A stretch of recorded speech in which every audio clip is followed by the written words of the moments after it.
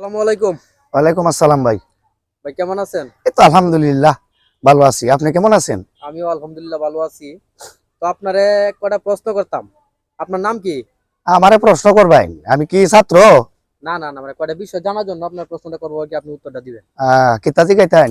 মানে আপনার না শুরুতে আপনার পরিচয়টা, আপনার নাম কি? আমার নাম হইল মোহাম্মদ জুয়েল চিস্তি। আপনার বাসা? আমার বাসা হইল তেলিগাতি।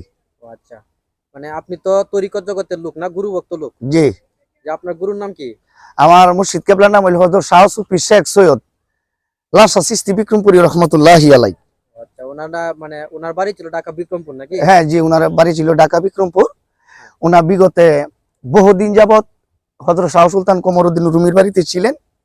এখান থেকে উনা অবস্থান নিছেন কান্দাপাড়া। এই জায়গায় উনা ওফাত হইছেন, ওই জায়গায় উনার মাজার হইছে। জি। মানে আপনি একজন গুরু ভক্ত মানুষ না? আপনার বাড়িতেও তো দেখলাম যে ওনার নামে একটা কানকা আছে নাকি? আছে, আমার মুর্শিদের স্মরণে একটা কানকা আছে। যে ওইখানে আবার এই যে কাজা মাইনুদ্দিন চিশতি ওনার নামে রহমতুল্লাহ আলাই। একটা কানকা করা হয়েছে এখানে দেখলাম।